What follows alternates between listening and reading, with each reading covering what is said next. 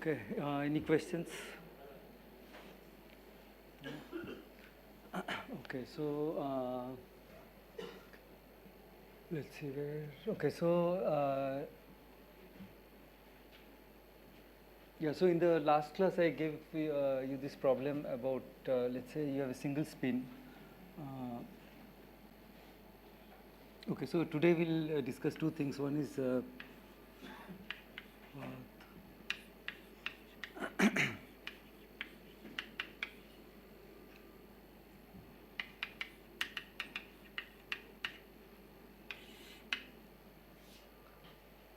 and okay, so let's start with the simplest example of, let's say, okay, so path probability, I think, let's say, I guess today in this Sanjeev's lecture you discussed Brownian motion, where you have, let's say, a random walker, and then it does something, right? And then you can ask what is the probability of a given trajectory. Right? So this I guess you discussed today. Is that right? What is the probability of a given trajectory in time? So what is it given by? If you have some equation like x dot equal to minus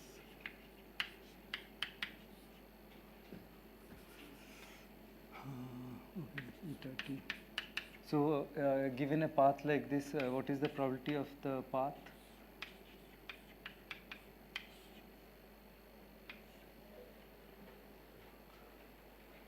This you discussed, right? So what is it? Path in, yeah, but what is the integral? Huh? Oh, yeah, but what is it roughly?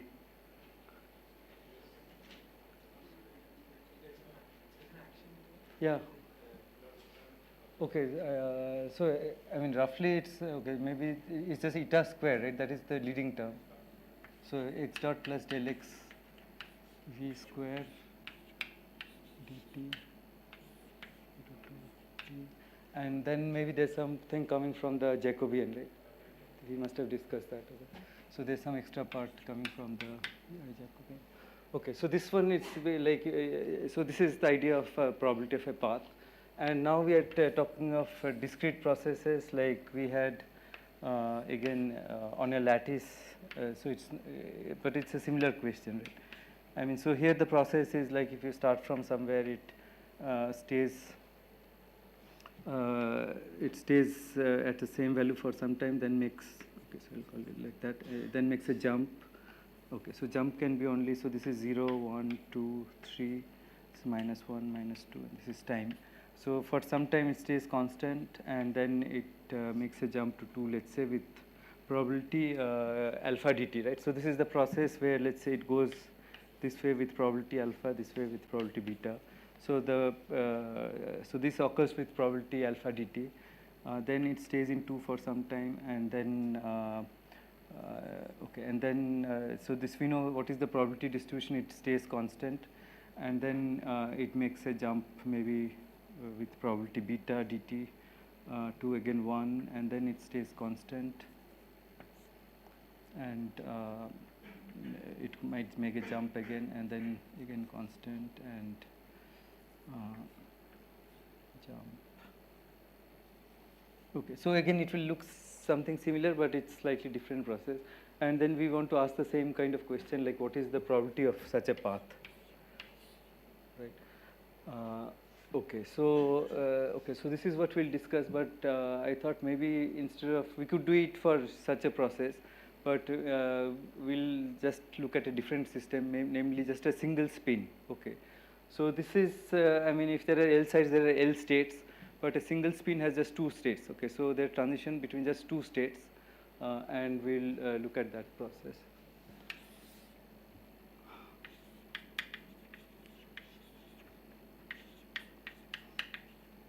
Okay, and we'll look at a slightly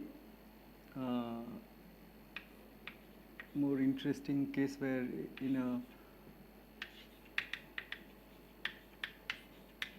in a time dependent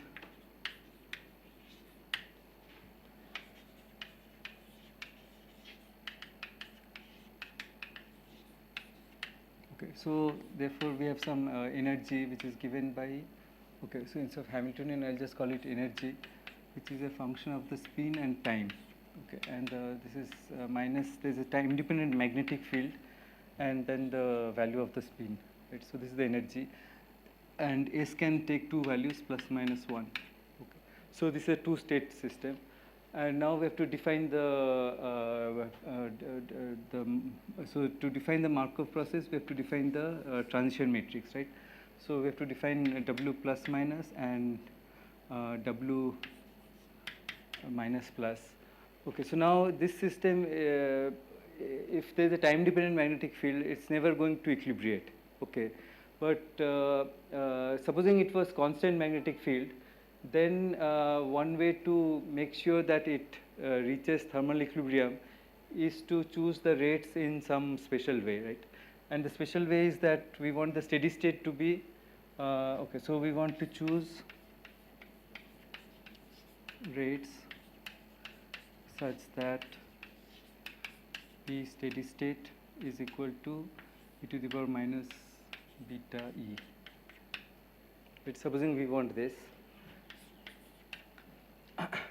then okay, so then there's one very simple way to do that, and that's basically using the idea that in the steady state, if we say that, if we insist that the steady state satisfies detailed balance, then we have to have W plus minus into probability of minus is equal to W minus plus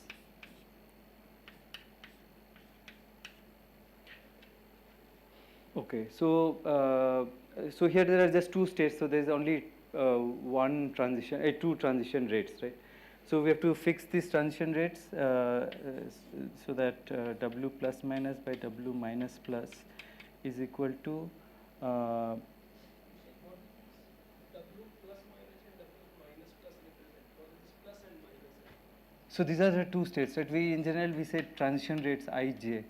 So from state j to I, so it's either minus to plus or plus to minus. There are only two possible transitions. Okay, so now this ratio has to be P plus steady state by P minus steady state. But now we want the steady state to be equilibrium. So which means this is e to the power minus beta e plus e e of s equal to plus 1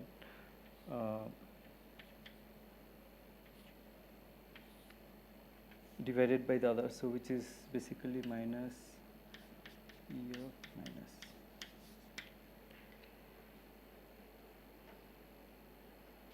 Okay, so if we choose the rates in such a way that this ratio is equal to this, then you are guaranteed that after some time the system will reach equilibrium. Right? This everyone agrees. Right? So this is the idea by in which all like Monte Carlo simulations basically use this principle. Okay, so now there are many possible choices of this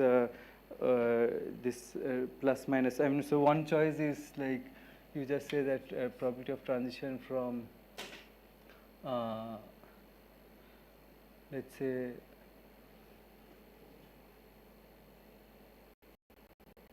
okay.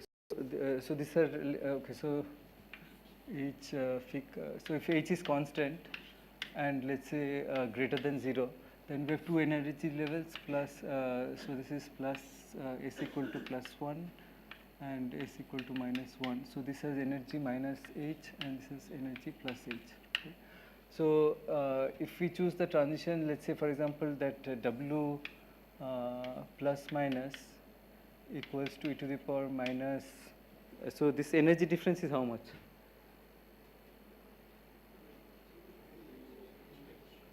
Huh? So this energy difference is minus 2h. Okay. So if we insist that this this to this is, let's say, minus minus minus. Was there some mistake? P plus by P minus is P minus.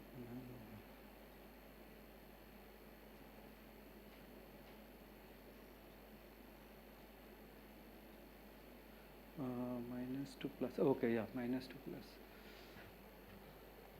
Okay, so W.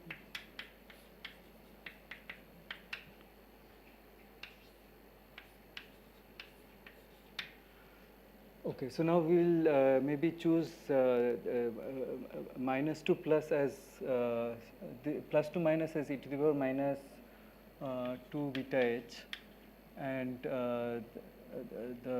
this rate as 1. Okay, so going down it's going to lower energy that occurs with rate 1, and going up occurs with rate e to the power minus 2 beta h. Okay, so this is of course less than 1, right? So this you can see immediately that it satisfies this condition. So it will reach equilibrium. Okay. Okay. So So let me just write W.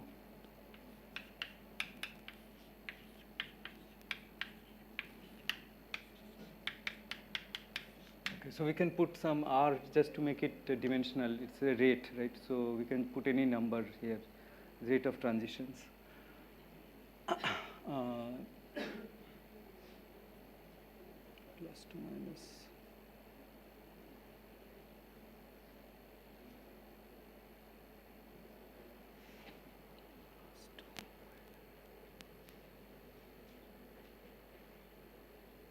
There's something wrong.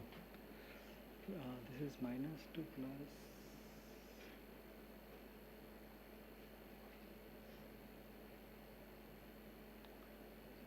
Okay, this doesn't look right because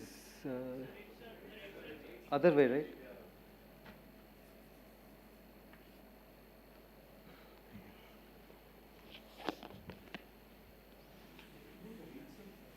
Okay, let me just write.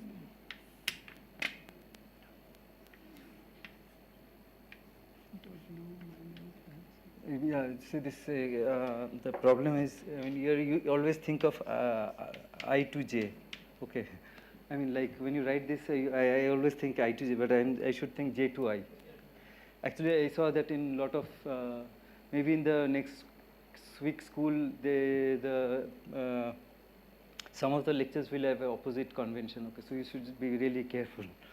Okay, so anyway, this is -2 plus. So this is going down energy should occur with a faster rate, right? So it should be R.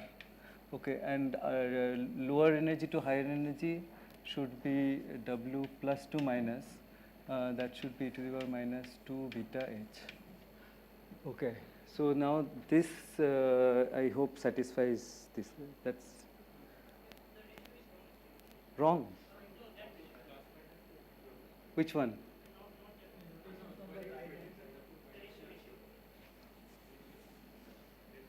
This one? Oh, okay, okay. Oh, okay, okay. Minus, right, sorry. Okay. So that's consistent with that, right? That's fine, okay. Okay, so let's write again W minus 2 plus is equal to R. W minus plus is equal to R e to the minus 2 beta H. Okay, so our W matrix is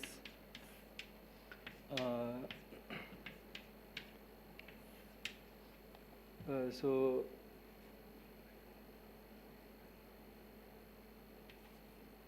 R, then this is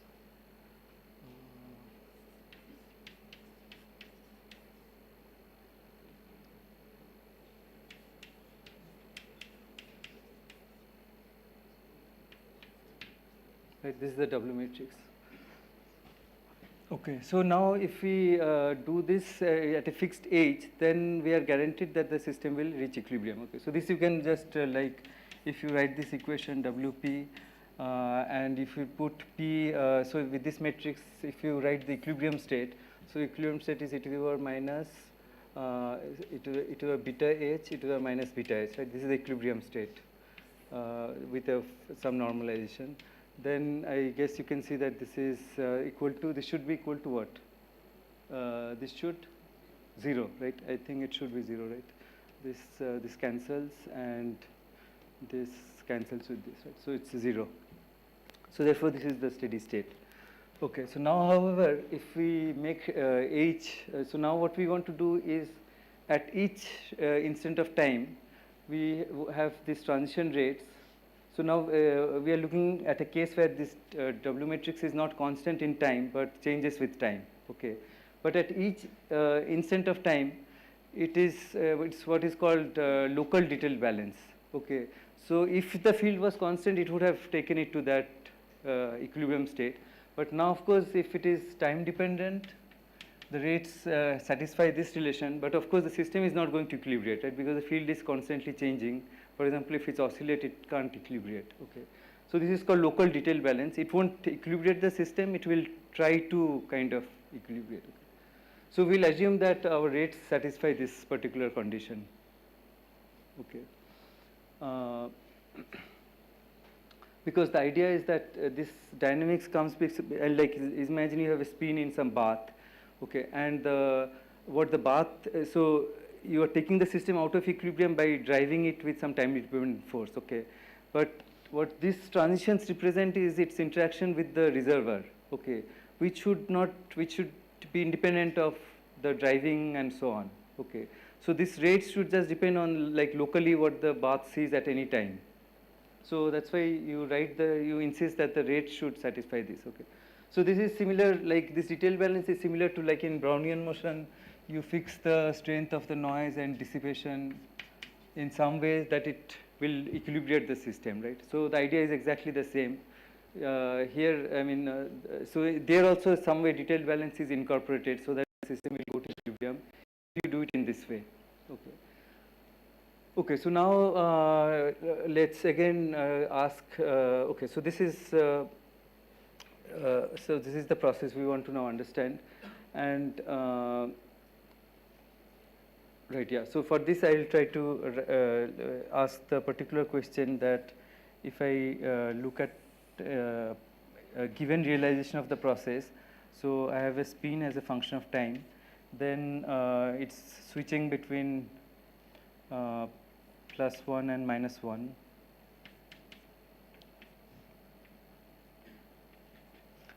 Okay, so let's say it starts from here and makes transitions. Okay, so let's say these transitions occur at time t1, t2,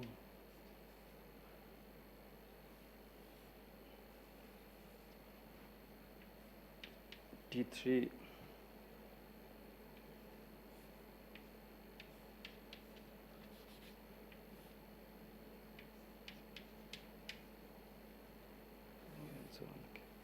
okay, so and so on, and then maybe the last one happened at some time tn, and then it continued till, so the process, we are looking at the process till some time t,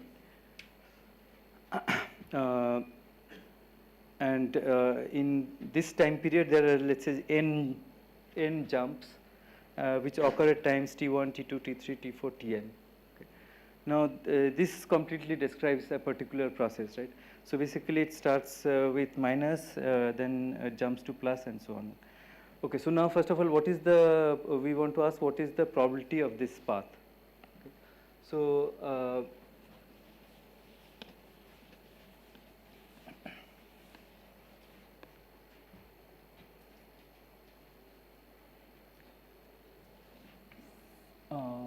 okay, so let's just look at the simplest case where there's just one jump, and after that there's okay, so 0 to t is the time, and there's a jump at time t1, and after that there's no jump. Okay, now I want to ask what is the probability of this process.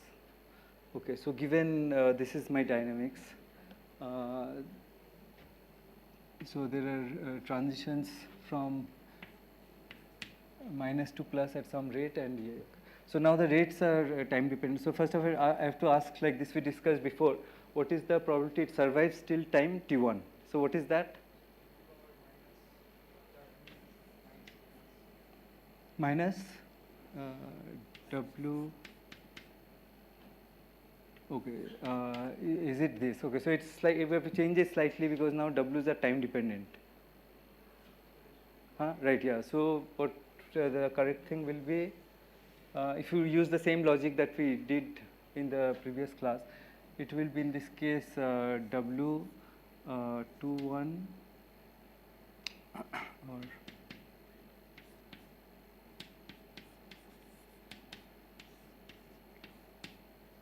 right, and then it makes a transition at time t1.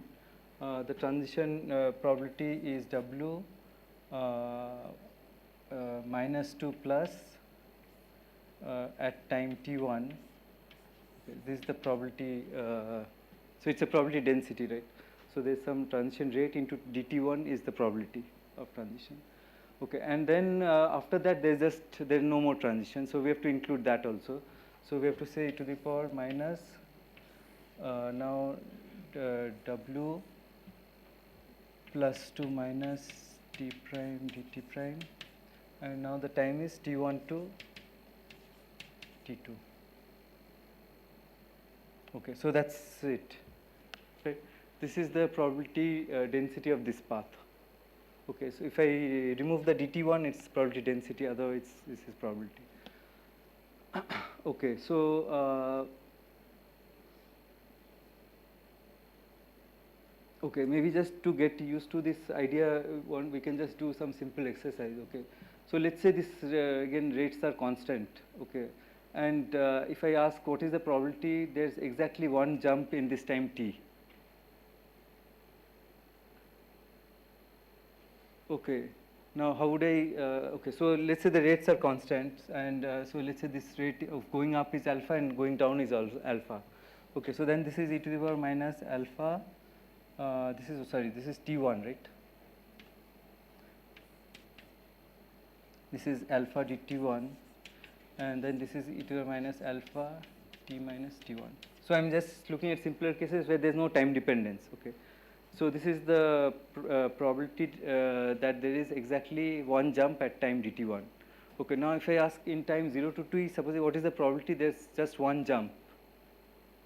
How will you find? Huh? Yeah, it should be Poisson distribution, but from this, how will I find it? Given that I know this kind of probability that it happens at t1, but I want one jump, but it can be anywhere in this time, right? So I should integrate dt1. So if I integrate dt1 0 to t, then it should give me the probability that there's exactly one jump in time t. Okay, so let's quickly check what this gives. Okay, so this integral is simple because alpha t1 cancels. We just get e to the power minus alpha t, and then there's just dt1 integration, so that's alpha t. Okay, so this is the probability of one jump. Okay, now does this look familiar?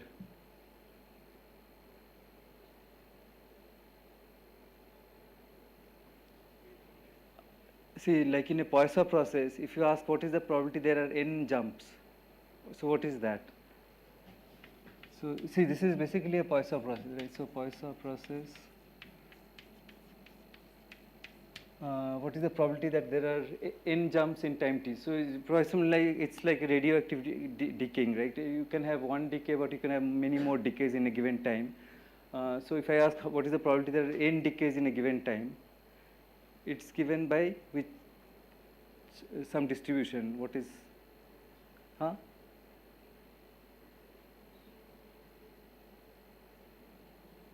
It's a Poisson distribution.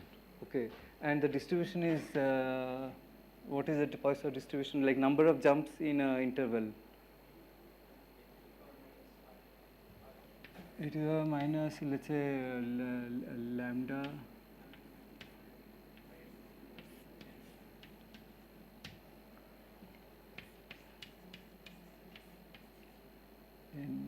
in events, let's say. Okay, so where lambda is mean number of events. Okay, so now if I put n equal to 1, then I get e to the power minus lambda lambda. Now what is the mean number of jumps in a given time t? That's just alpha t, right? So if I put alpha t, I get this. Okay. Okay, so this is like I mean just one. I mean this result, of course, you can get in some other way maybe, but yeah. This one. This one. No, it went to plus. Then what's the probability? It stays in plus. It should be minus. There's no W. Okay, no, it's always W minus or minus plus. Because I'm always putting, see, W plus plus will be anyway, because of this, there's a sum rule, right? Equal to 0. So this would then change the sign, but this is the right sign. This you agree, right? This is always true. Yeah.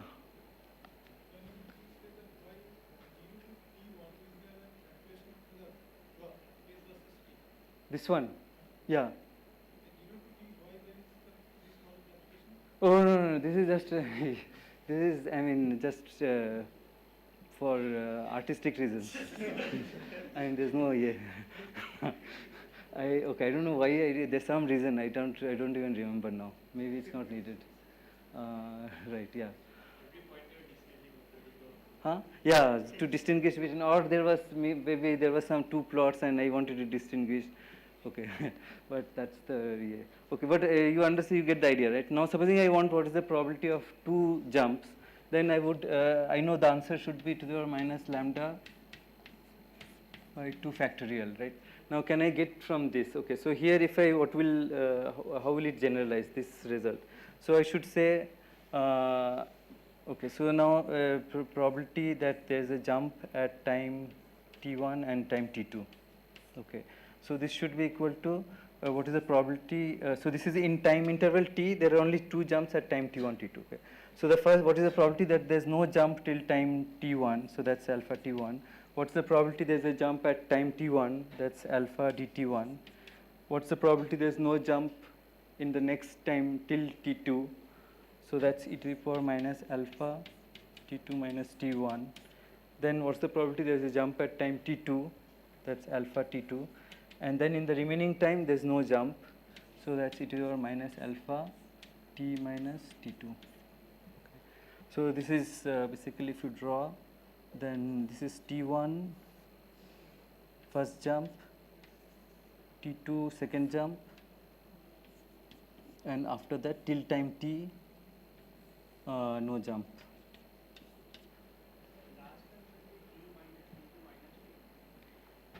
So this interval is t minus t2. So this t1 is measured from here, right? So this interval is t minus t2. So okay, I can, yeah, no, this is correct, right? T minus t2, that's the interval. So this is the interval t2 minus t1 and so on. Okay. So now again you see in this case things are simple because alpha t1 cancels with alpha t1, alpha t2 cancels with alpha t2. So we just have, and then, okay, now if you want probability of two jumps, then we have to integrate this, right, over to t1, t2. But t1, t2, t1 can go up to t2, right? And t2 goes from 0 to t. So we have to do an integral of this object where, let's say, dt1 goes from, okay, t2 goes from 0 to t, but t1 goes from 0 to t1, t2. Okay, and then this object. Okay, so if you do this, you will get exactly this. Okay, so this is, I mean, I'm just giving some examples of how you could use this formula to extract stuff.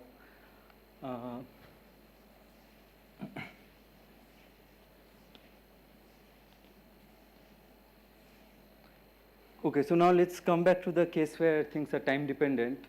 So, let's say this jumps, where is that picture? Okay. So, jumps are happening at time t1,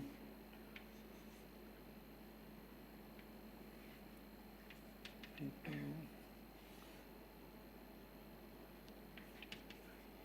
and so on.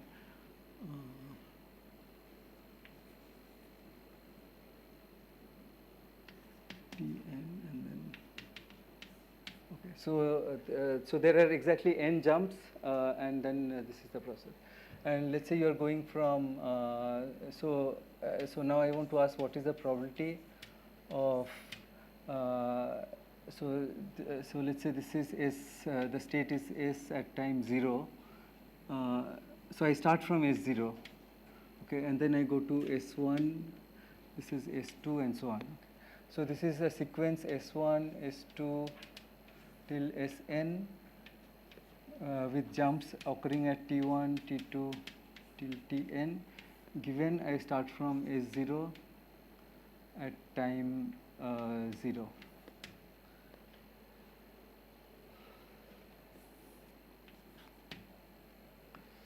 Okay, so now this we can write immediately.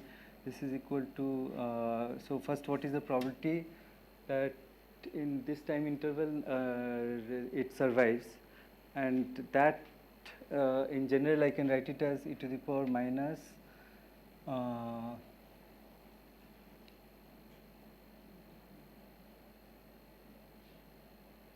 did I write?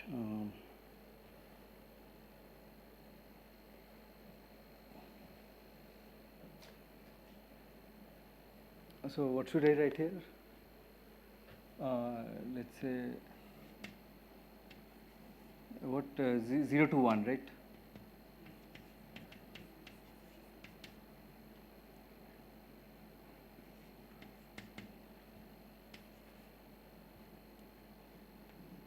Do 0 to 1.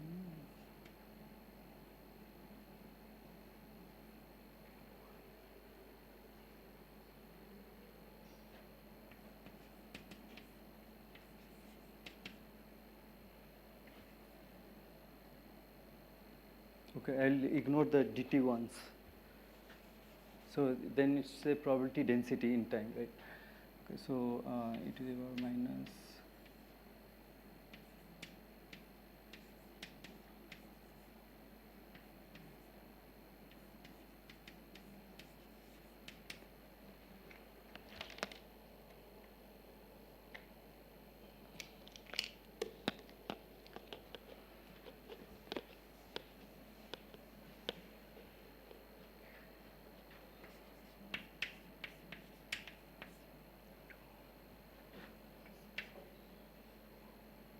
okay, and so on. The last step will be e to the power minus Tn minus 1 to Tn W n.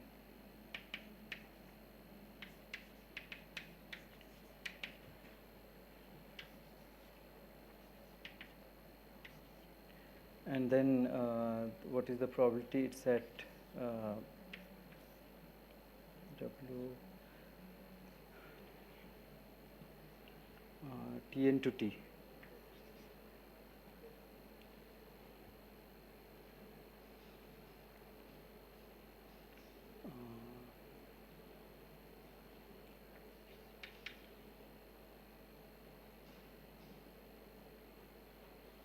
Okay, so here there's a bit problem with notation. I'll just call it n, sorry, n to n plus 1.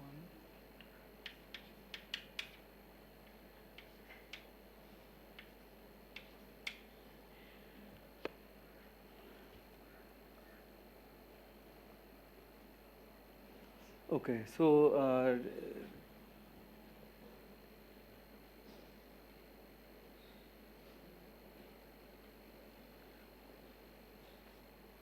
this is okay. This is the probability. Okay, so maybe one slightly simpler way to write this is to just generalize it to the case where supposing like I had more number of states. Okay, so if I had, let's say I mean, so the general case, let's say Wij, where number of states can be anything. In this case, what would be the survival probability in a given state? So this is the survival. If it is in a given state I, what's the survival probability? It stays up. It doesn't make any transitions till time t. How do I write that? Like for an n state case. So let's say I have lots of states, but it's in some ith state, right? And there are possible transitions to all possible states. Now, if I ask what is the probability it stays in this state till some time t, how would I write that? It will be to the power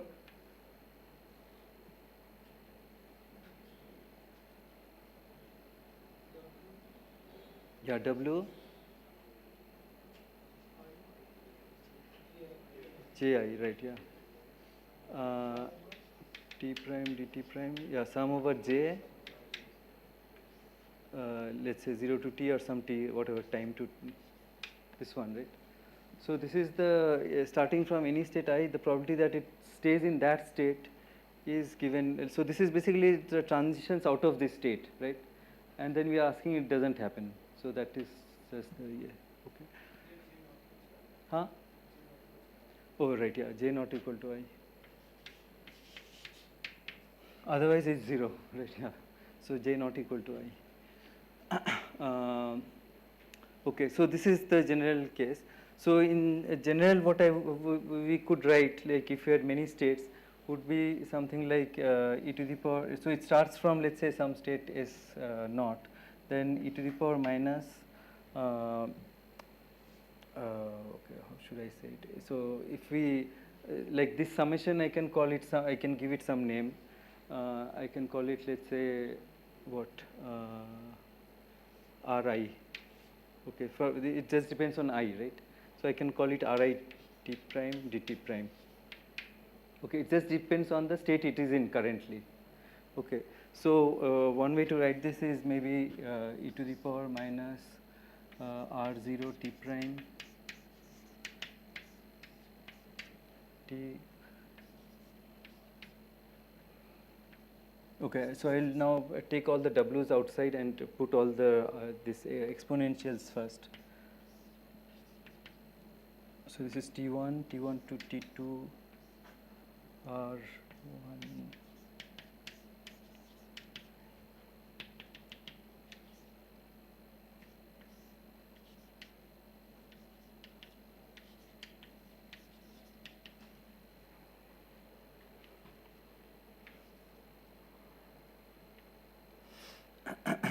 R n minus 1.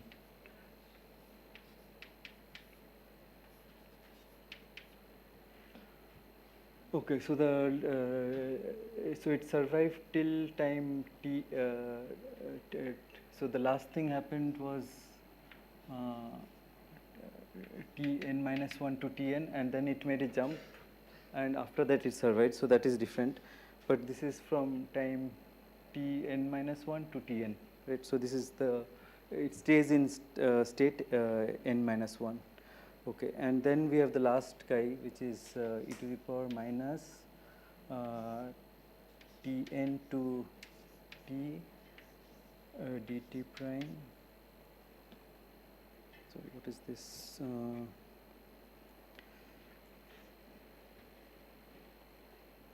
What did I write here? Sorry, what is this? Huh? It's not there, right?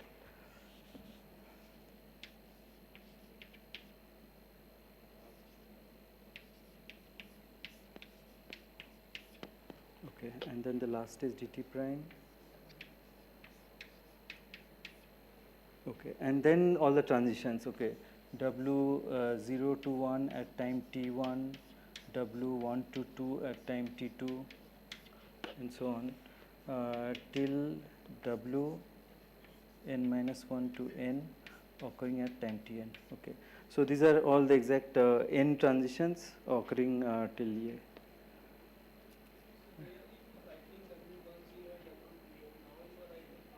a. See, there were just two states. So W, I mean, there would just be one term, right, in this summation. But I'm saying if you write generally, then this is what you would write. So, right, yeah, that's the only idea. So this is valid also for two states. Okay, it's clear for everyone?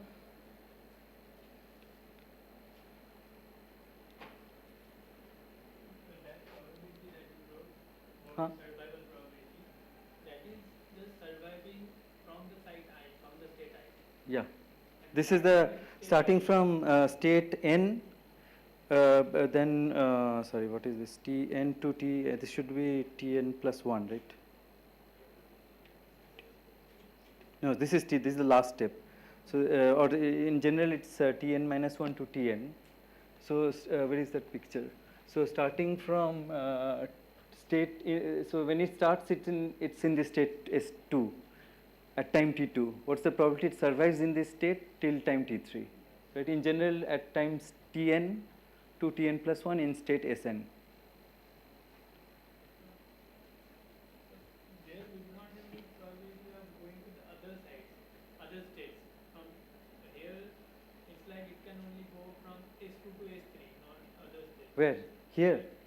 Here, the way you wrote things. No, now it's like, see, in general, for example, if I have 3 states, so at each time this could go to here or here. Right? So this includes everything now. Sorry, this one. So I can't write it as W, right? I have to write W out of to this state and this state. So that is included in this R. That's why I wrote it in this R, because it sums over all the transitions. Okay, so Ri is defined as I to j sum over all j not equal to I.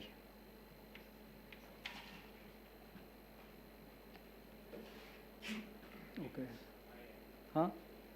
What? No, say again. Minus, yeah, actually that is also true. Wait. Yeah, I can write it as Wii. Yeah, it's actually just the diagonal part. So this is equal to,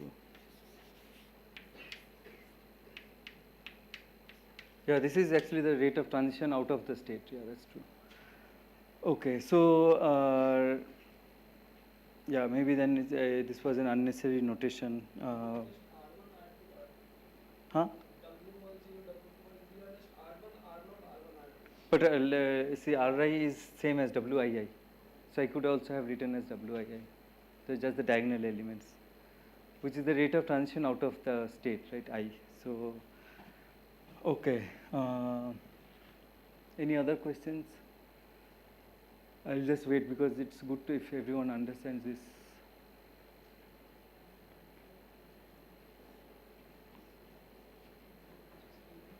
Yeah. In this part, I did not understand how the factorial part is coming in the. No, see, for example, 2 factorial comes because there is a double integral. It's 0 to t2. So this will give you, when you do this integral, you will get t2. Then t2 square by 2, so that's by 2, right? If you have one more, you will get t cube by 3 factorial, and so on. What were the limits of the integral here? So,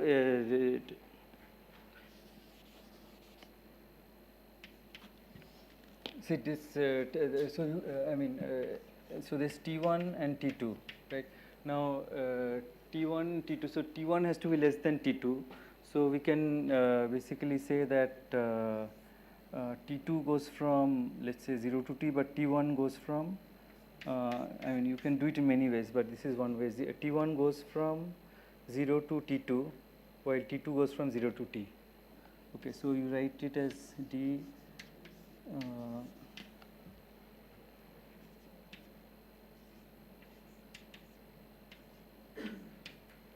That's it. That integral only includes e to the power minus alpha t. Yeah, so that just comes out.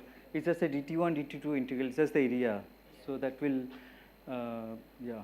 So that's why in 3D, if you have 3, you will get 3 factorial and so on. Okay, so now what? Okay, so now we have written this path probability. Okay, so now what we'll do is we'll do something that is very common in stochastic thermodynamics.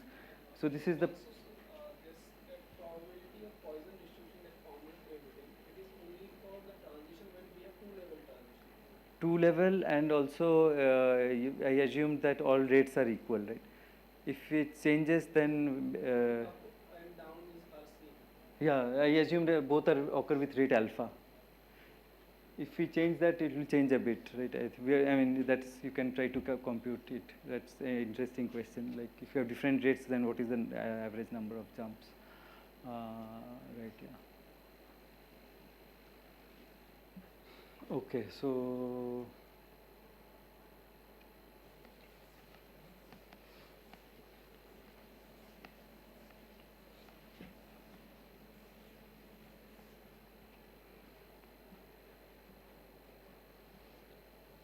okay, so let me just write it again. Probability of a given path S1, S1, S2.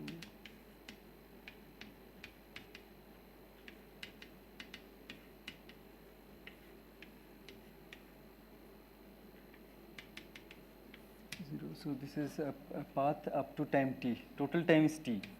Okay, so this is equal to now we have e to the power minus. Okay, so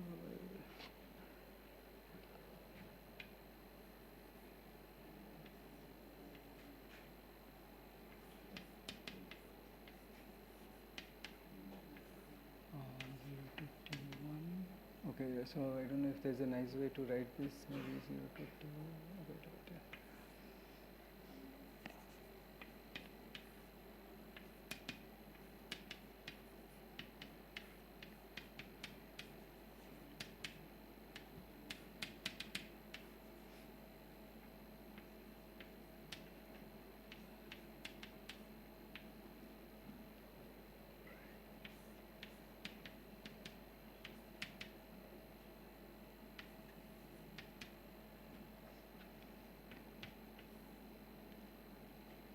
Oh, sorry, this is Tn2.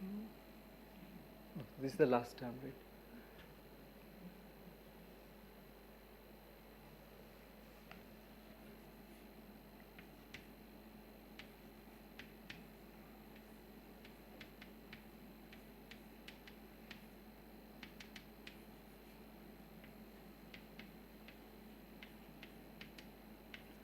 Okay, so now what we'll do is we'll define something like in a reverse trajectory, which is you look at the same process, but you imagine that the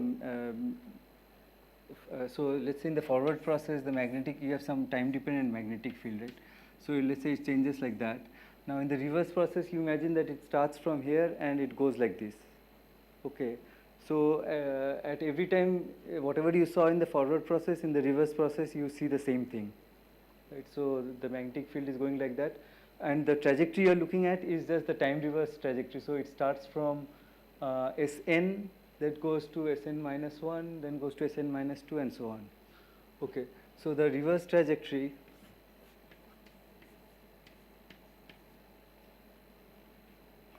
which now, so this went from 0 to t, this is going the other way, and it is Sn to S. Okay, it starts with Sn and then goes to, let's say, S.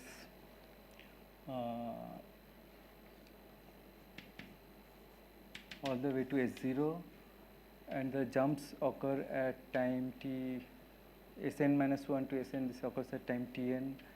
Tn minus 1, and the initial condition is Sn at time 0, right? What this path? Okay. So now let's say okay. So what is this? The first year.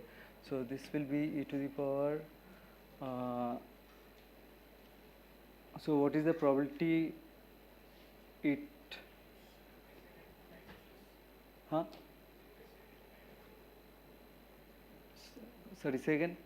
Is it given Sn at time t or Sn at time? Oh, sorry, at time t. Okay, so now from time t, at time t n, it makes the first transition to Sn minus 1, right? So what is the probability? It doesn't make any transitions. That is will be W. It's in n, right? So what is the probability? It doesn't go out of n.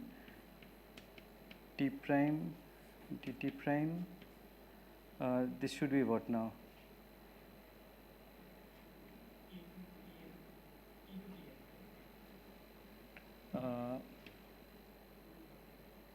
But t is greater than Tn, right? So it should be Okay, t to tn. Wait, 0 to. Um,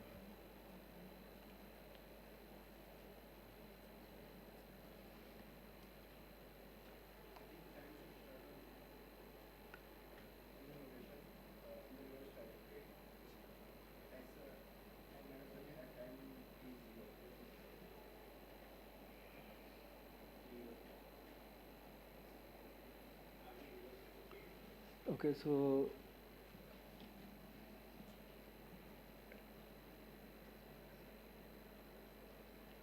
uh,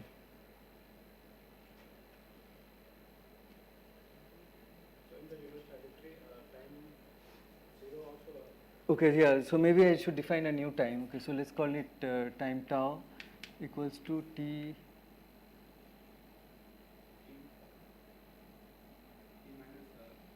Uh, okay, s equals to t minus. Okay, so here I didn't. This was the end time, right? So, so the running time is, let's say, tau. Okay, and so this is tau minus t. So if tau is 0,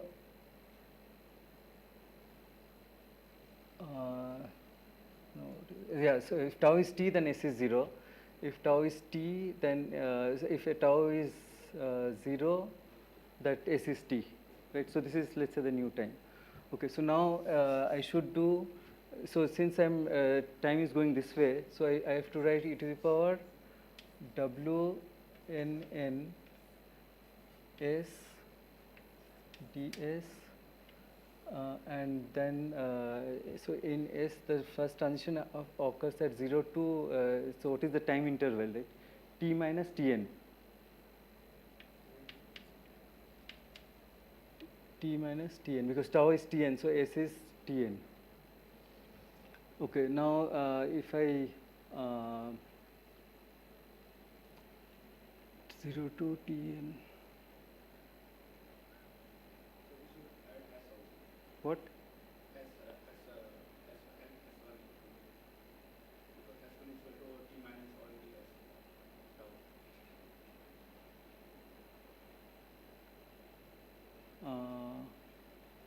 No, you're saying what is?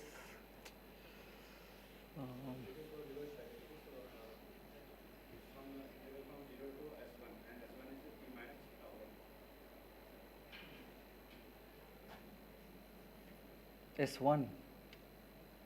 But S1 is T minus Tn, right?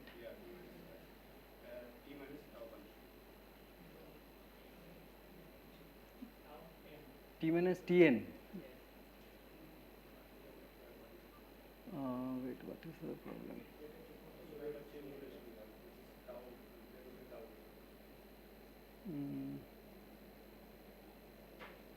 What did I write?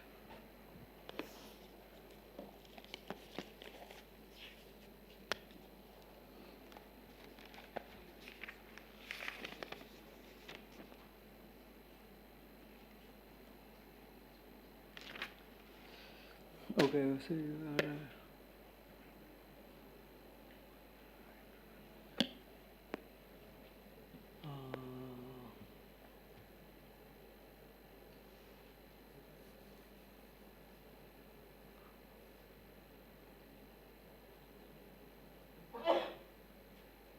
okay, so this is the time reverse. So this is h of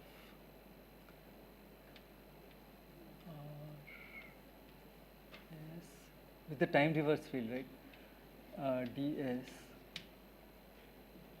So this was correct, right? T minus Tn. Huh?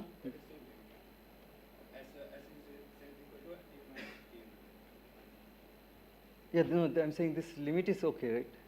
Tn. Yeah, now we make a transformation from, let's say, S to, so see, HRS is equal to the forward was, let's say, T minus S. Okay, I'm just mixing up things. How much time? It's 15 minutes.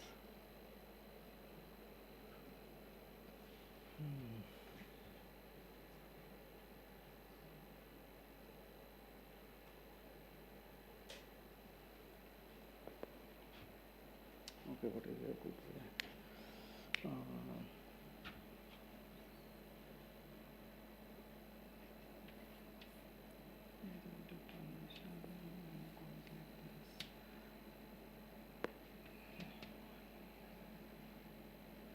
So it's reverse of.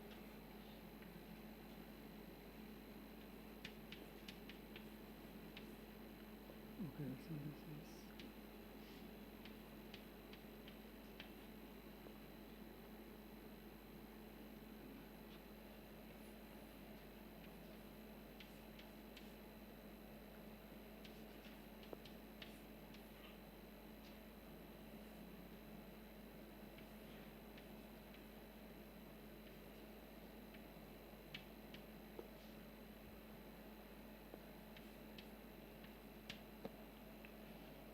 Okay, now this is HR is.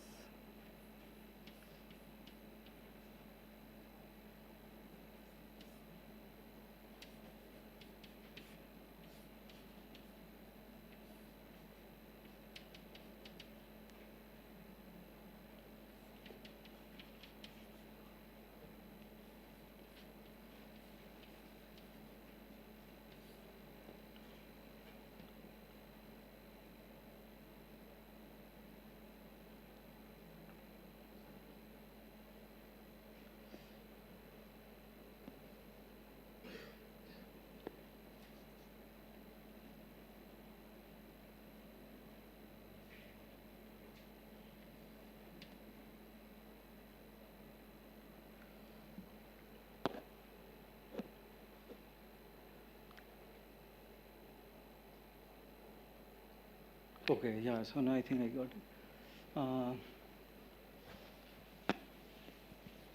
Okay, so we are, so the reverse process, like I said, is h of, for the reverse process, hr at any time t is equal to the forward thing, t minus s.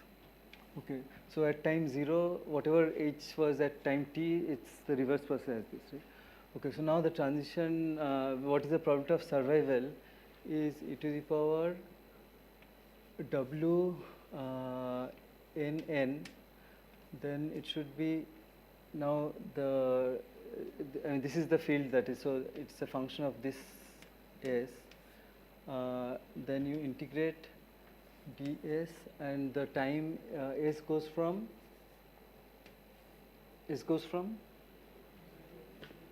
0 to t minus tn. Okay, so this everyone is agrees.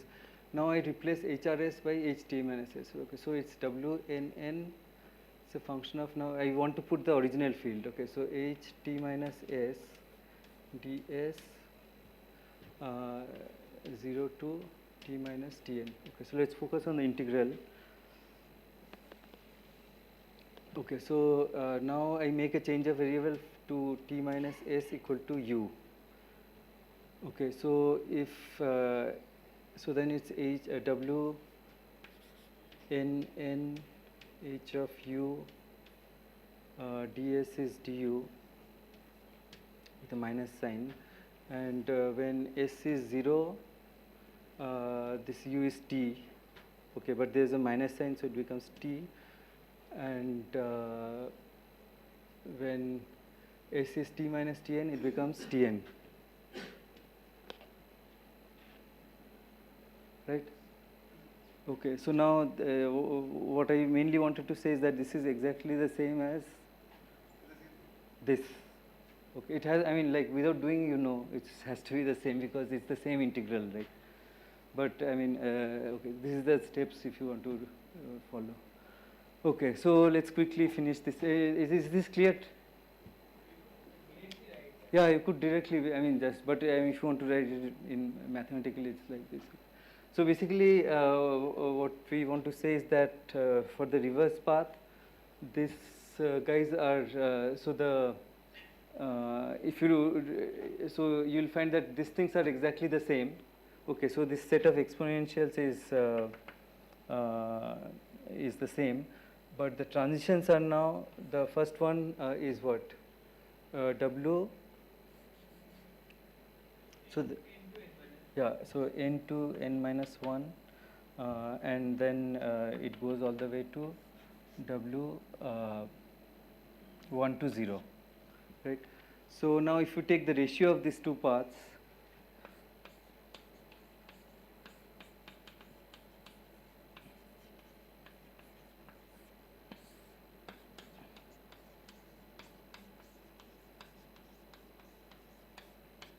then this waiting times cancel, and you are just left with, so I'll write it in reverse order. So it becomes W01 by W10, and so this transition happened at time t1, right? 0 to 1 happened at time t1. This also happened at time t1. So these are okay. I can just put a t1 here into W. Sorry, this is this right? 0 1 or 1 0? 0 1.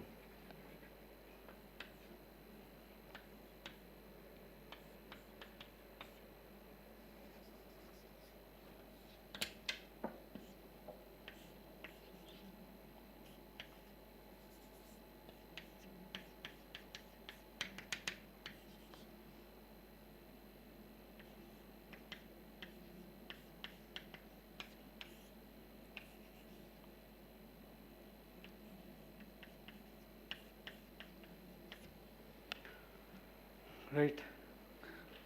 Okay. So now, finally, what we see is that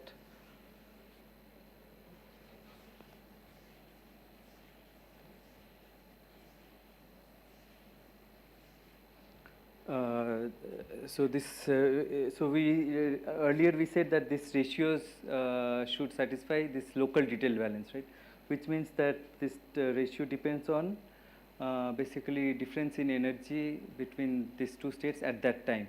Okay, so it will be basically so this e to the power. So the first one will be what, e to the power minus beta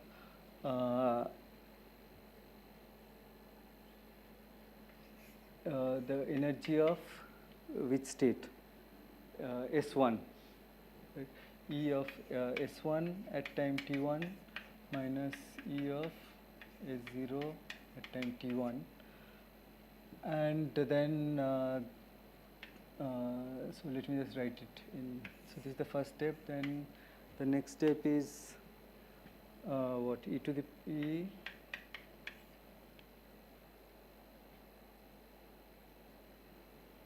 S2 at time t2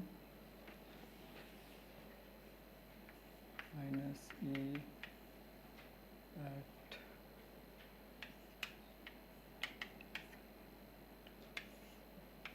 and so on, right? And so the last term will be E at S n at n.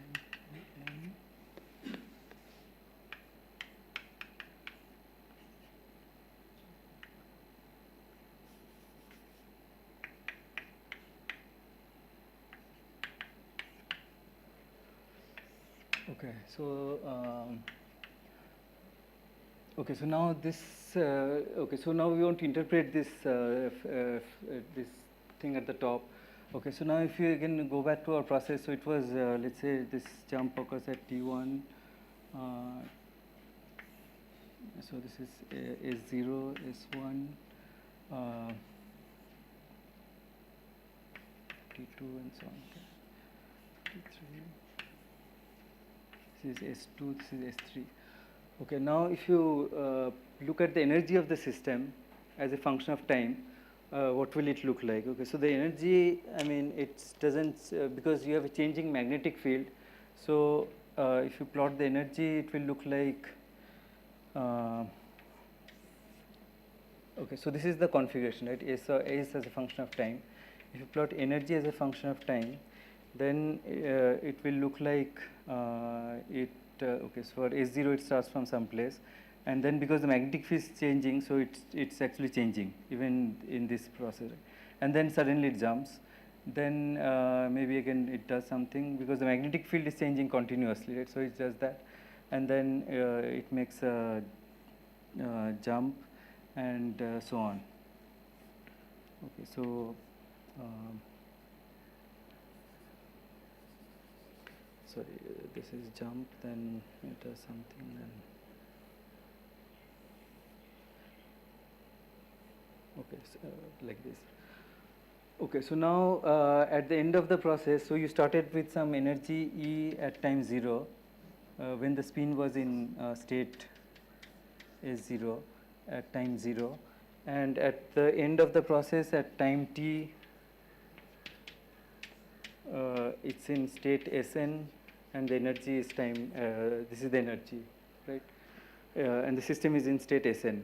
Okay, so now, so as a result, the total internal energy of the system, change in internal energy is how much? It's just this energy minus initial energy.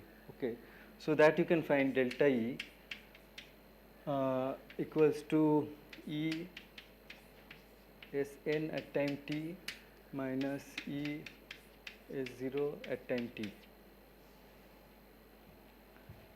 Right. Now, this change in internal energy has it can be split up into two parts.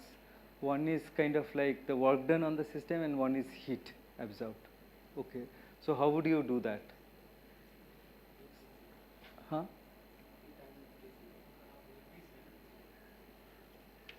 Zero. Right. Yeah. So now, how? What is the natural way to do this? Like we know this. You have done some work because you are changing the magnetic field, and it's interacting with a heat bath, which means it's exchanging heat, right? So how will you split this? Right, yeah. So work is basically the continuous part, and heat are these jumps. Okay.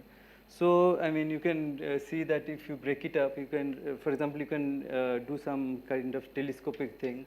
You can write this as E SNT minus, let's say, just before the jump.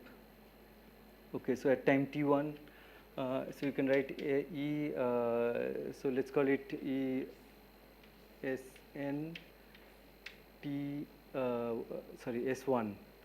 No, this is the other way. E SNT minus, okay, so if I look at the end, sorry, here, so this is Sn at time t. The last jump occurred at E, let's say Sn at time t n, so I'll call it plus. This is just after the jump, okay? And then I'll write the same thing.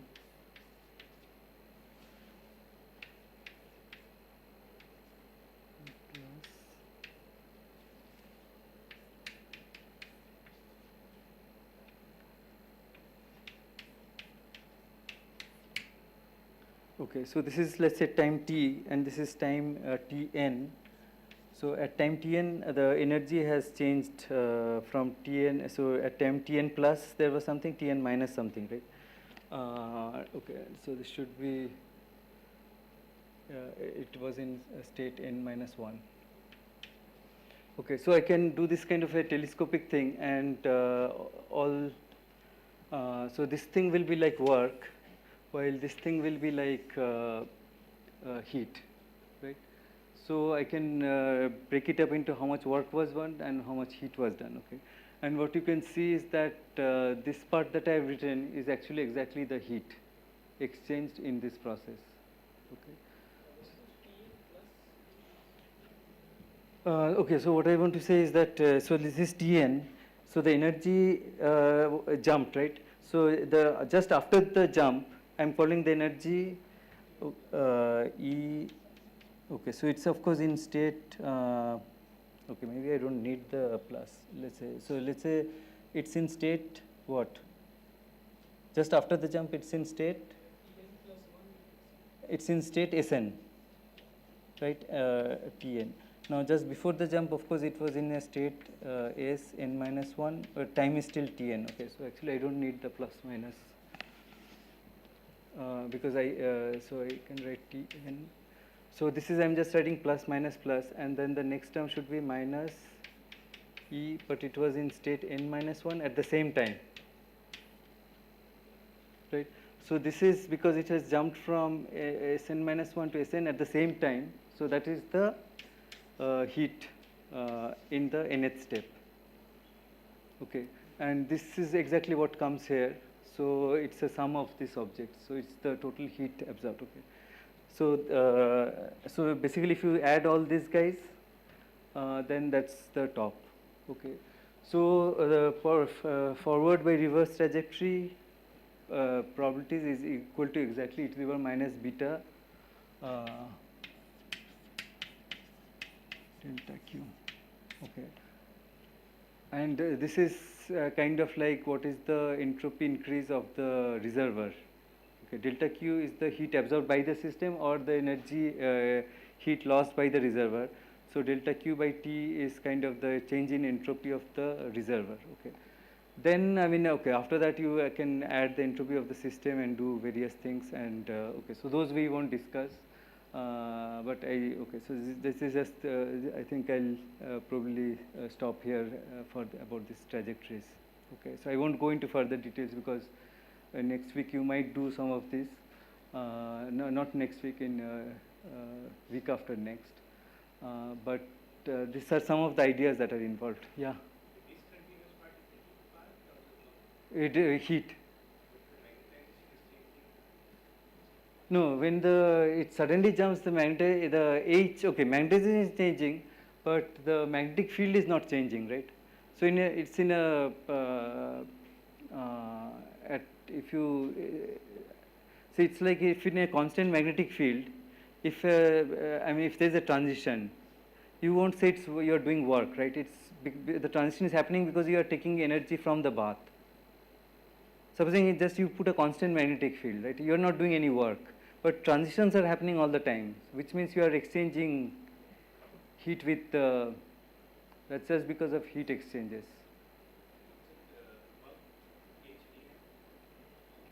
Okay, that I mean, yeah, you can, but it depends on, I guess, you can do either MDH or DH, HDM, depending on the ensemble and so on. But here, I mean, at least it's physically clear, right? I mean, if you have a constant magnetic field, you don't do any work. If you just put something in a constant magnetic field, right?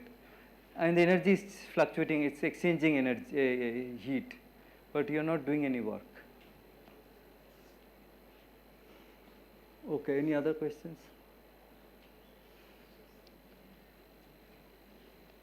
Okay, so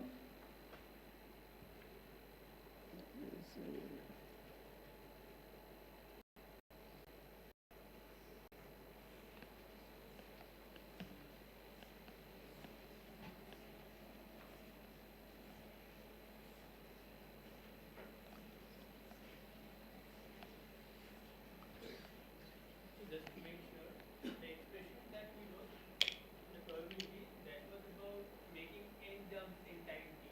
yeah, any trajectory with a certain number of jumps, forward trajectory, reverse trajectory, what is the probability? Yeah.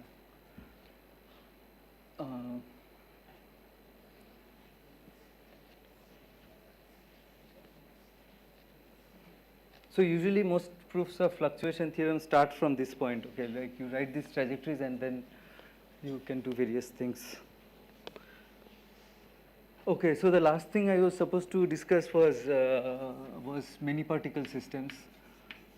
So far we just do single particle systems. So I said spins and exclusion, but I'll just do exclusion, right? Because there's not too much time. So I'll discuss what is known as the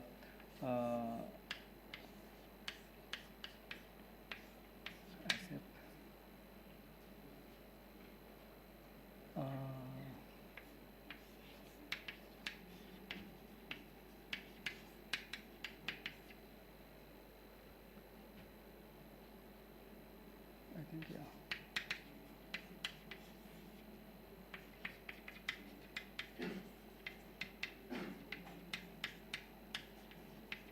Okay, so the model is like again lattice, and let's say you have 1 to L sites, and we have let's say n particles.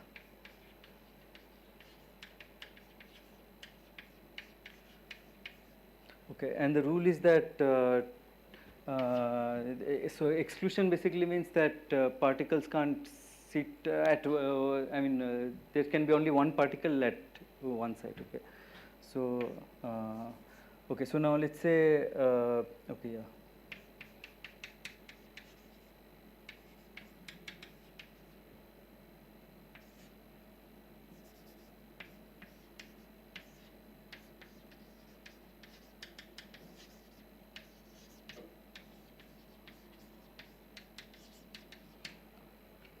Okay, so if I put n particles on this lattice, so first I have to ask what is the state space. Okay, so state space is like if I just say which sites are occupied, that completely specifies my configuration, right? So I can, configuration is specified by just saying what is, let's say, N1, N2 to NL. So each NL can be n I equals to 0 or 1, right? So this is a configuration. So if I put n particles, then how many configurations are there? How many possible configurations? If I put n particles on L, L choose n, right? So L choose n.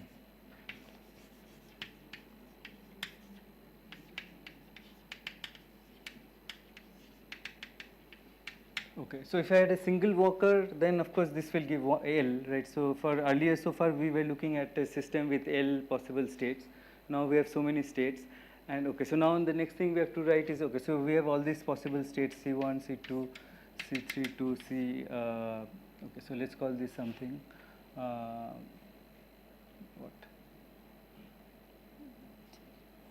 R.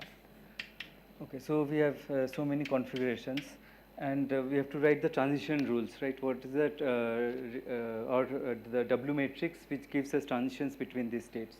Okay, so the rule is basically that, I mean, you have these particles, and then they can go to empty sites with rate alpha R, and this way with alpha L. Okay, so that's the rule.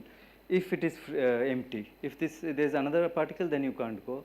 If it's free, then you can go. Okay, so that's the rule. Okay, so now we want to. Now can we write the? How do we write the this W matrix? Okay, so in earlier cases, usually the transition rates didn't depend so much on the state. Now here it's very it depends on the state. So basically what we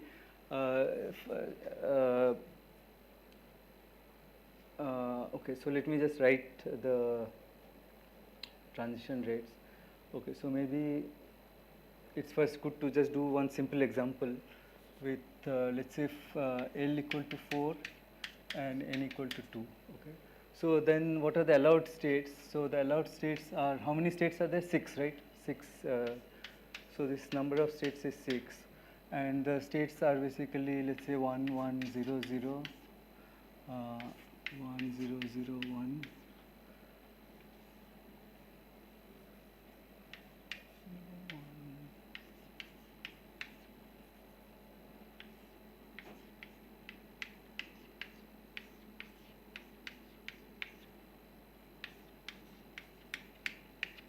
Okay, so I'll call them 1, 2, 3, 4, 5, 6. And if I want to now write the W matrix, okay, so first I should write W 2 to 1. So so what is W 2 2? So what is, yeah, W 1 2? So this element is what? given this is the rule, right? This is the only thing I have to use. So what is W12?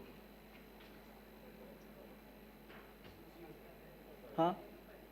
Alpha, right? So this is alpha. What is W13?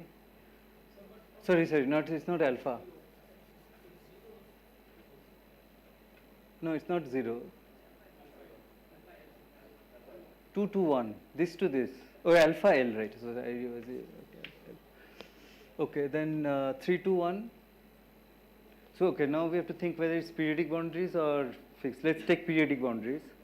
So if it's periodic boundaries, then what is 3 to 1? It's 0, right? 0. 4 to 1 is also 0. 5 to 1 is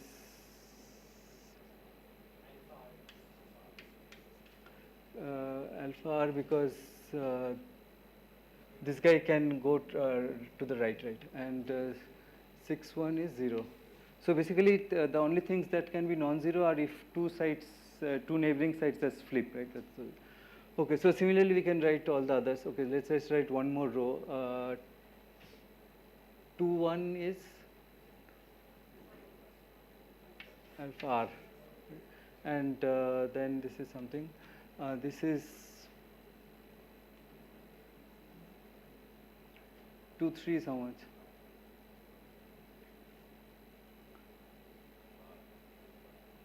Huh?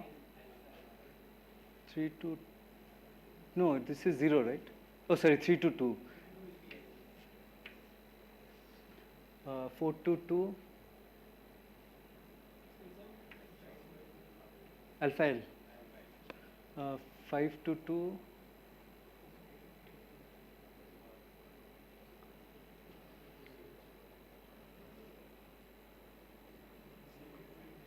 wait, is this alpha? 4 to 2 is, okay, right, yeah. 5 to 2 is, 5 to 2 is 0, 6 to 2 is,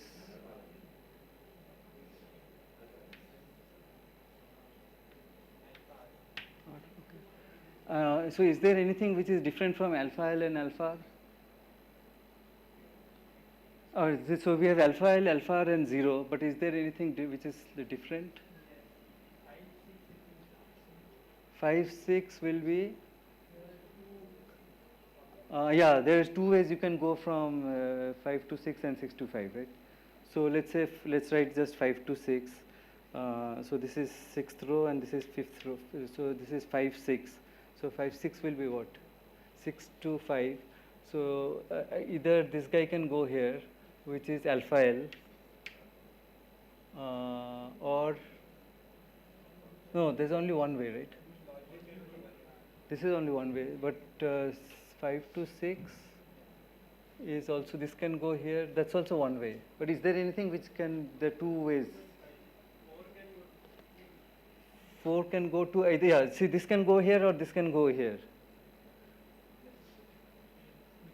And so it can come also from two states.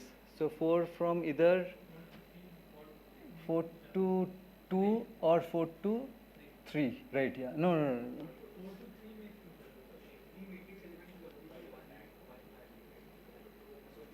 Right, yeah, every element is 1. Okay. Yeah, what I was saying is this guys might be either just 1 or sometimes, no, this guy is 2 possibilities. Yeah, so this is finally I have to make this summation 0. Okay. So anyway, this is the way I can write, like for explicitly. Okay, maybe I just write the matrix. Let's see. Okay, no, maybe I won't write it. There's one row. Okay, so let's see. Yeah. Okay, so this is a long matrix. I won't write.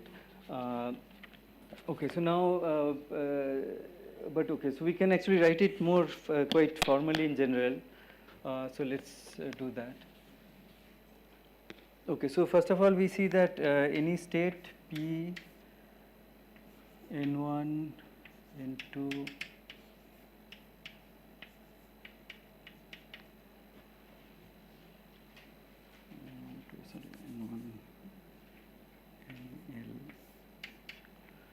Okay, so it can, so we have to ask, like, this state can come from what possible states, okay, and it can come by just exchange of like some neighbors. Okay, so we can say that it can come from some state which is n1, n2. Okay, so let's say here there is some particular pair which I call nj plus 1 to nl. Then it can come from if nj plus 1 and nj are flipped and everything else is the same. Okay, and then there is some rate of transition which depends on these rates in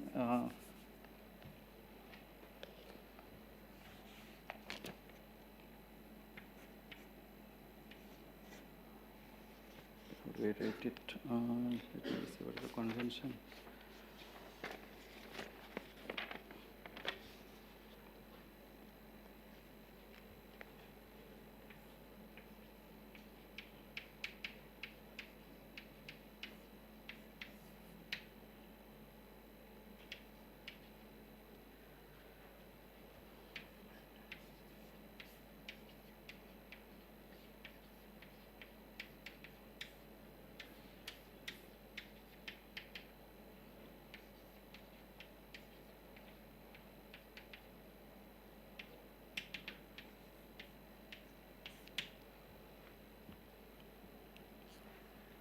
Okay, so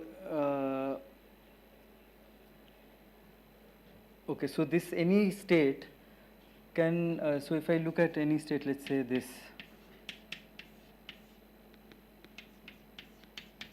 Okay, so it can come from states which are just like some pair is flipped, right? So it can come from only this kind of states where just one, any of the nearest neighbor pairs is flipped. Right? And then we have to ask what is the rate, given such a state, what is the rate?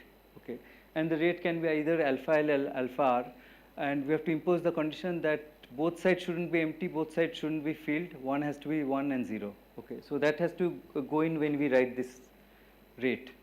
Okay, and this is the loss term from the same NJ, so there's some rate at which it can go out of the state, right? So this is the thing. So we have to just write these transition rates. Okay, so let me just write the what these omegas are.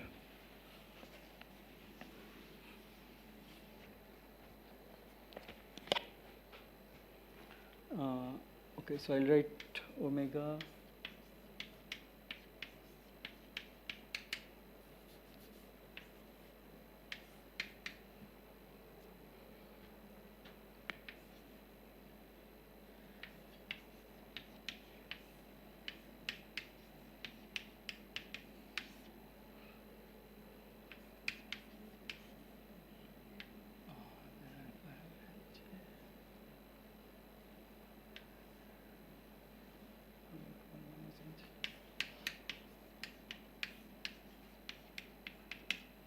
Okay, so now let's see if this makes sense. Okay, so basically what we want to say is that, for example, if I have omega 1, 0, nj is 1, so jth side has a particle and the next side is 0, then we want this to be what? We want it to be alpha r, right? This we want to be alpha right? So you can see that if you put 1, 0, so this is 1 and this is 0, then this vanishes and you get alpha r. Okay. So similarly, if you put omega 0, 1, that should be what? It should be alpha L, right? Which you get, right? If you put 0 and 1, this is 0, so you get alpha L. Okay, and if both sides are occupied, then this is 0. So it's W 0, 0, W 1, 1 is 0. Okay, so this is the right way to write the transition rule. Okay, so here important thing is the transition rates now depend on your state, and the information on the state is just given in this ends. Okay, and yeah, so here basically I interchange nj plus 1 because that's where you want to come from. Okay, so you are coming from the state where it's interchanged, the nj plus 1. Okay, so this is the master equation, and like it's a way of writing the W matrix. Okay, so now maybe just one thing I'll do about this system. So of course solving it is difficult and so on. One thing you can do is like try to find the not the full distribution function, but let's say you want just the density profile. Okay, so one interesting question is what is the average number of particles in the system? Okay, so this is the full distribution, but you can ask what is the like various moments, right? First moment, second moment. So you can ask what is Ni, which is sum over all possible configurations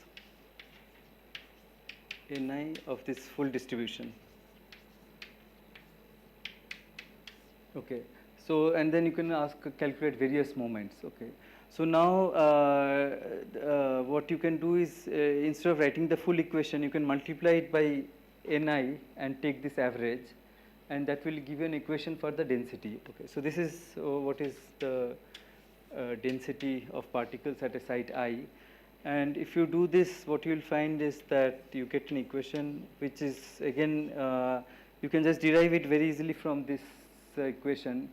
You multiply both sides by Ni and do this average, and then you have to use the fact that Ni square is equal to what? Ni square is Ni in this model. Okay, so this will simplify things a bit. So just like that, it looks like you get cubic terms, but you won't get cubic terms. You will just get quadratic terms on the right hand side. Okay. So anyway, so let me just write what the result is, del 2 rho I. Okay, so this you can understand kind of physically. What is the rate of change of density at a site? Okay, so the rate of change of density at a site is because particles are coming from here, they're going like that, and so on. So this is at site I. You have to see what is the rate flow of particles and what is the net flow of particles out of the site, right? So if you ask what is the net flow of particles to site I, so particles can flow in, let's say, from I minus 1. So when can it flow? It can flow only if this is 0 and this is 1. Okay. So then it looks like it should be, I should put something like n I minus 1. So n I minus 1 has to be 1 and Ni has to be 0, right? So which means I put something like this. Okay, so only then if it is 1, this is 0, this is non-zero. Okay, and this process occurs with rate alpha r. Okay, and since I am taking averages, I have to take this average. Okay, so this is the flow of particles from site I minus 1 to I. Okay, now what is the rate of particles, let's say, flowing from I plus 1 to I? So how should I write it? From I plus 1 to I. So just like I wrote here, this of course this rate is alpha L, but here what should I write? Yeah, so Ni, this should be occupied, so that means I should write Ni plus 1, and this should be empty, so it should be 1 minus Ni, right, expectation of this. Okay, and then things are going out. So let's say going out to this side is what? Minus alpha r. So it can go out only if there is something here, which means I should put a Ni, and the next side should be empty. Right? So it should be 1 minus Ni plus 1 expectation. And then the other one is alpha L. Again, it should be occupied, and this guy should be empty.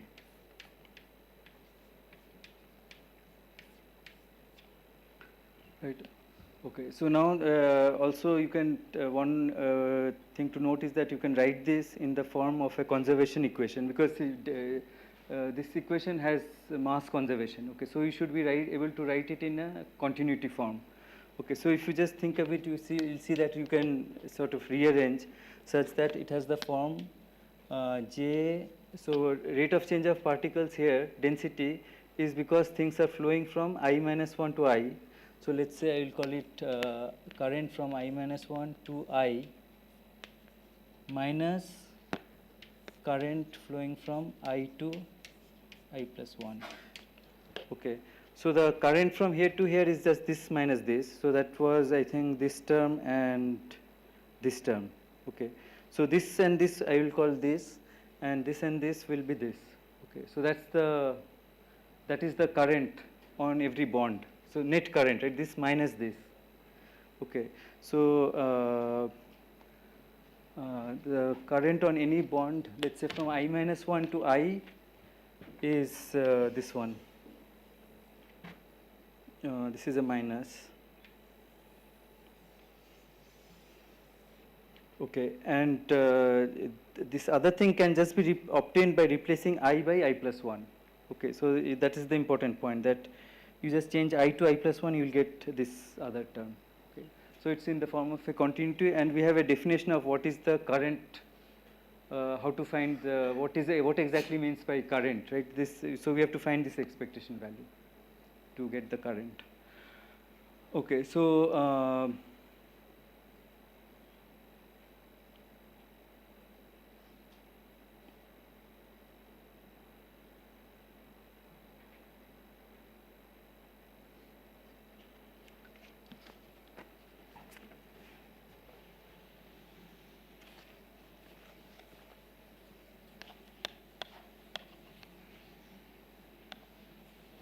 okay, any questions? Okay, so current I minus 1 to I.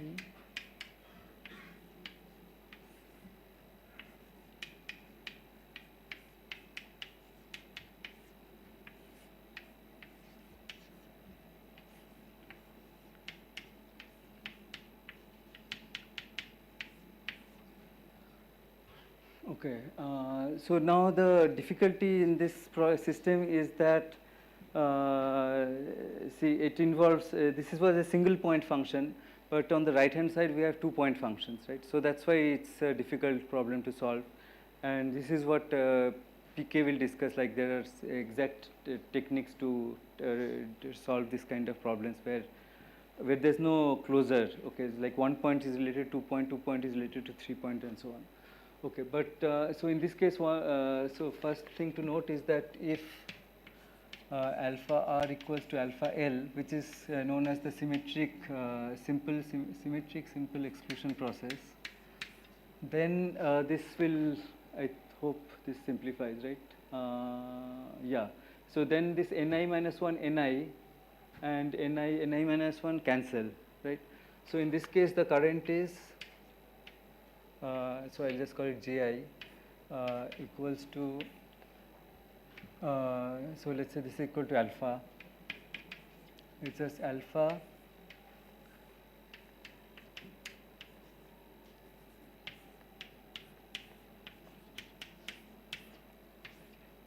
okay, which is alpha. Okay, so which is basically like what? It's minus alpha del rho del x, right? If you look at the continuum, so it's a diffusive system, so you just get a diffusive current. Okay, and that equation will just give you the diffusion equation. Like if you take another derivative, it's the diffusion equation, right? Okay, so this is simple exclusion.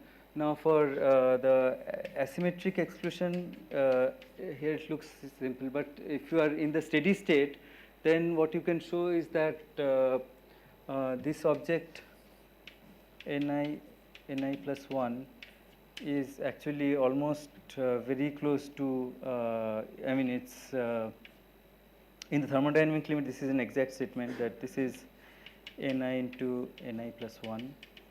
So that is just rho I plus 1. But in the steady state, if it's on a ring, the density has to be same everywhere. So it will just be rho square. Okay. So therefore, the steady state current in this case will be J steady state will be alpha r minus alpha s. So if you replace this ni by rho square, then it's like rho into 1 minus rho. How can we write it separate out the bracket? There will be some correlation, right?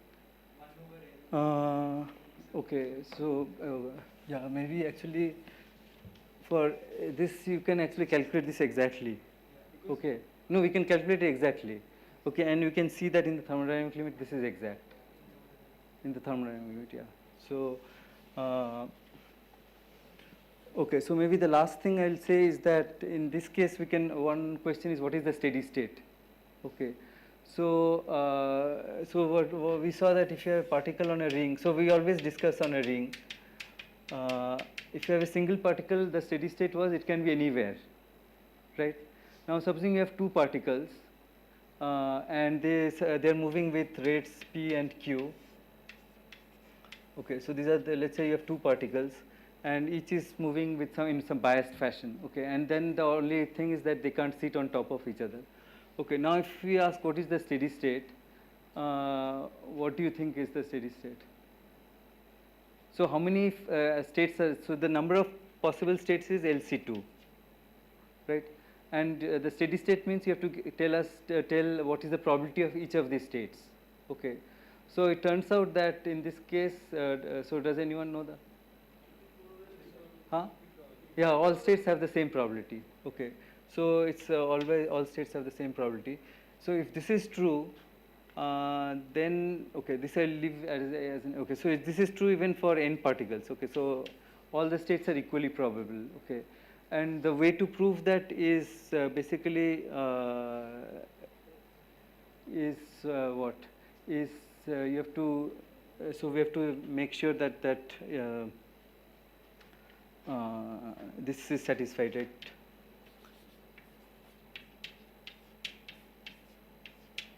In the steady state, this is equal to W, sorry, this is equal to P I. No, this is equal to 0. Okay, so if we could do detailed balance, that's one way to guarantee this.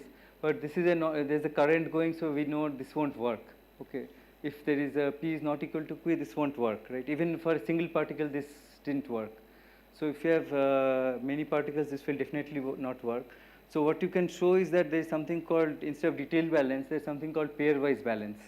Okay, which means that if you take so if you take any state I, you will find that what you can find another pair of states J and J prime, such that anything that goes out of J, let's say P,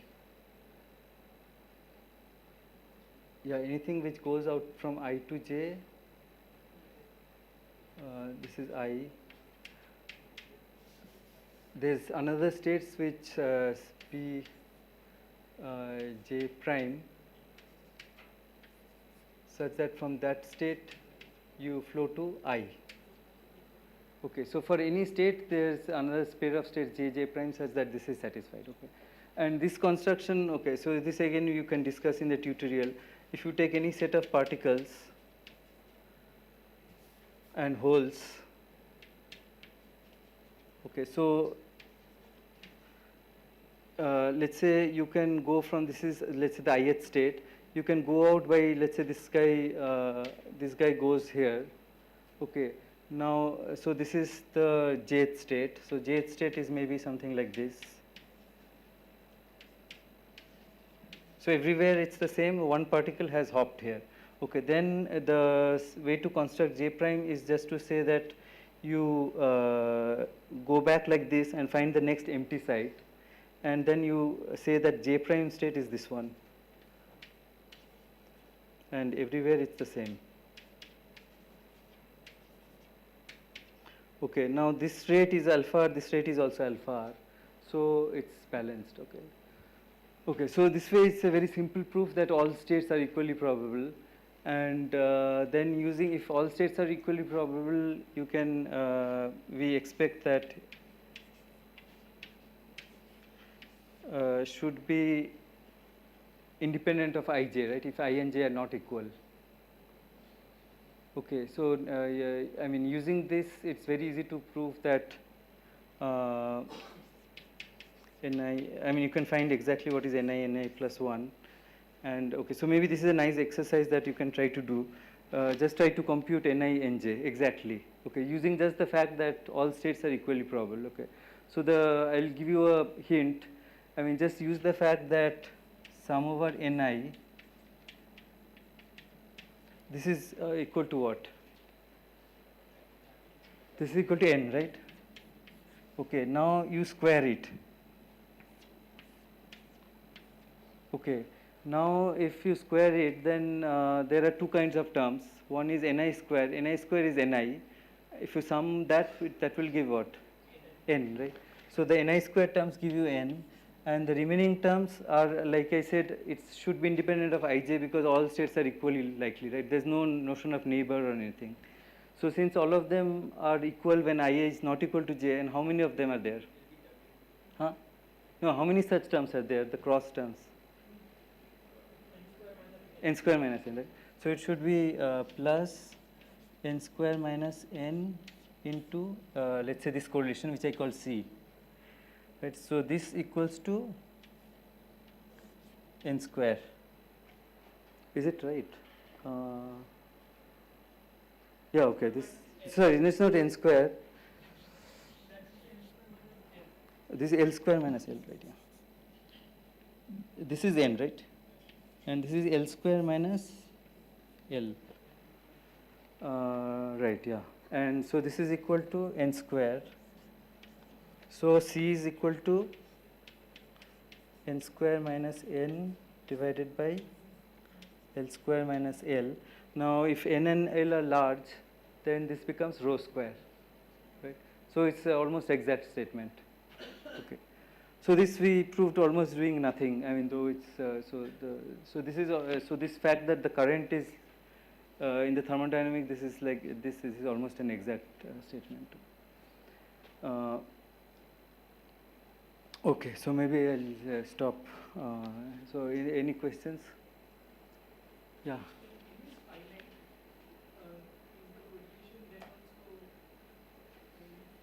Yeah, this is all. This is an exact for any finite n. Argument is also exact. I mean, I didn't assume anything about finite size. I mean, it's all states are equally likely. If all states are equally likely, this correlation shouldn't depend on ij, right? Because any sites, I mean, it's the same.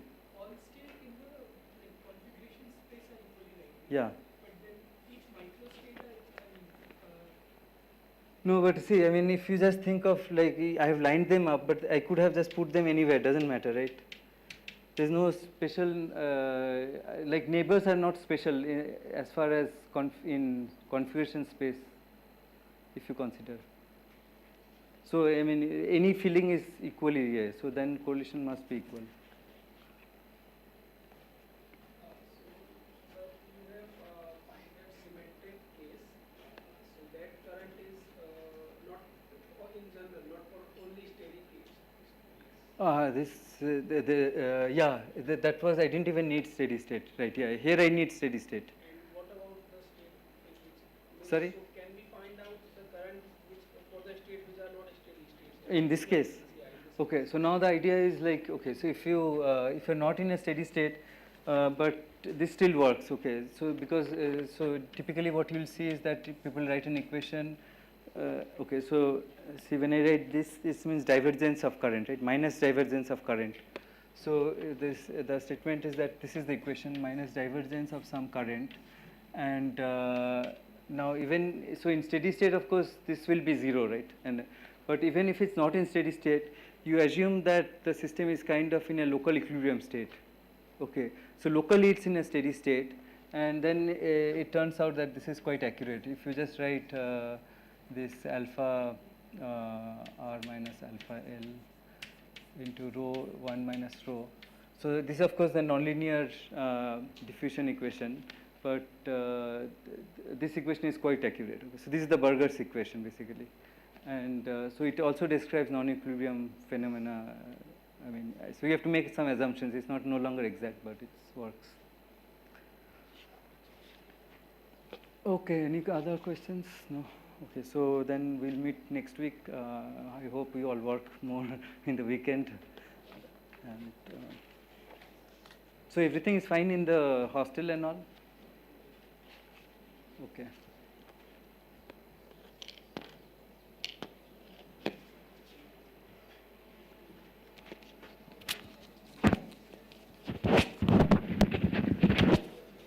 Actually, we incorporate sources and sinks. Sorry? Sources and sinks In here? in ASAP. See, sources and sinks means